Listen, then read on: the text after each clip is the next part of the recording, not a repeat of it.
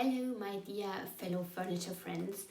My name is Irene, and today I would like to show you the journey of these beautiful nightstands behind me.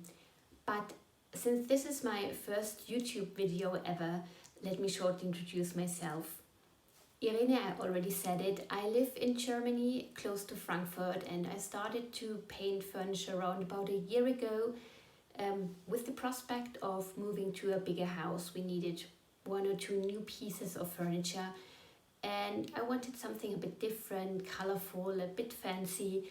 But actually, I didn't find what I was looking for. But I found on the second-hand furniture market two pieces I really liked, shape-wise and size-wise, and I thought, let's just give it a try, DIY it, and I tried to realize my ideas, and actually I was really happy about the results, and it was a really satisfying process that you have something in the end you have in your apartment, in your house, you see every day, and you actually like it. So to make a long story short, I didn't stop when the two pieces were done. I found new pieces. I have many ideas I would still like to realize, to try out different techniques and colors. And since I do record my own progress, why not just share it with you? That's why I made this little video, and I hope you enjoy it. So without further ado, let's hop into the journey of these two. This is where we started. The overall condition is okay, the finish is a bit worn. There are some stains, especially on the top and on the front of the drawer, but there were only a few pieces, tiny pieces of veneer missing, so nothing you couldn't fix with a bit of wood filler. There were some stains in the drawers, but overall I was quite happy. First thing to do was to remove the hardware and these little holders of the glass cover, which unfortunately is not available anymore. I filled the holes with some wood filler and sanded the whole piece to give it a scuff sand using a 120 sanding paper.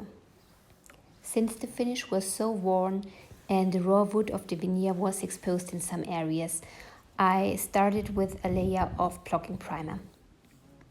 That was a good decision because, as you can see, it is a bleeder. We have some obvious yellow stains, so I gave it a second layer of blocking primer to prevent further bleeding. I gave the blocking primer time to dry overnight before applying the first layer of paint. Here you can see me applying the second layer of paint. I had a blended look in mind, this vintagey green being the base color with a lighter highlight in the middle. Let's speed it up until we have full coverage with the vintage green.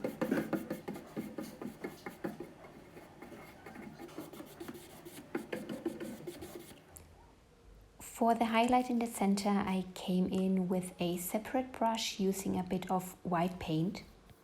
I start in the middle and then spread it out to all sides, working it into the still moist or wet layer of green paint.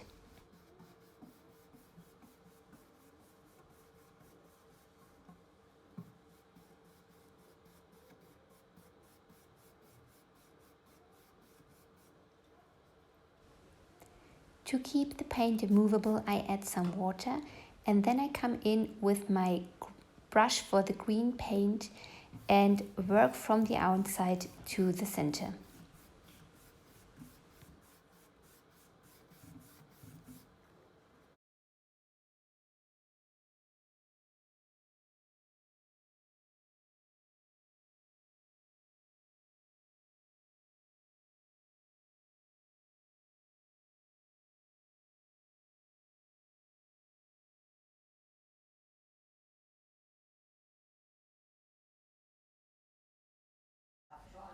I wanted the highlight in the middle to be a bit more pronounced, so a bit more white.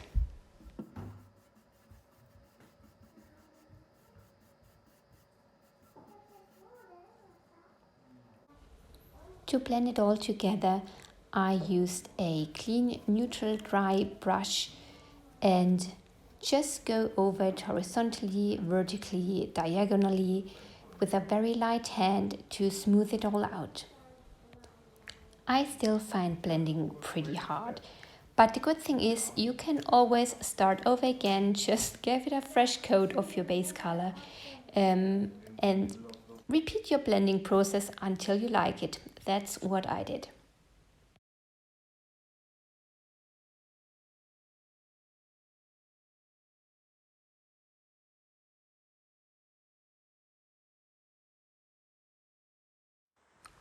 Always give your paint the chance to dry because it just looks different when it's dried. I was happy with the result, so it's time to move forward and start with the really fun stuff.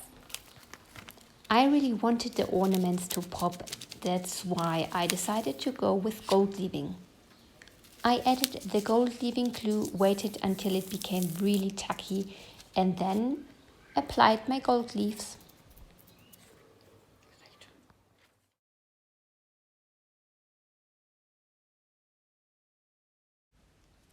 I used a brush with pretty stiff bristles to brush off the excess gold leafing material. It was such a mess, but it looks really nice. I wanted the hardware to have the same golden sheen, so I cleaned it in a 50-50 mix of water and vinegar and gold leafed it as well. I gave the whole piece 2 layers of polyurethane enhanced clear coat. For extra protection, the tops even got 3 layers. And then finally it was time to assemble it all together.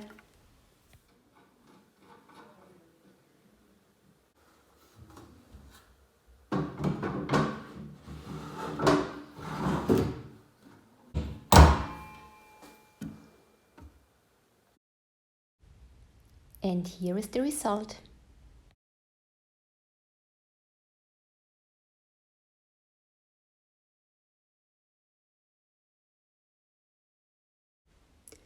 I hope you enjoyed watching the video.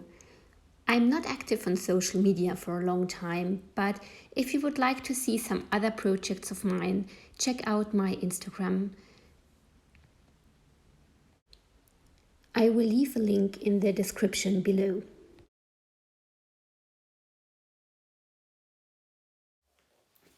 Here we are again. Thanks for watching, and if you like the video, leave me a thumbs up or leave me a comment. I would like to know what you think about it. Bye bye.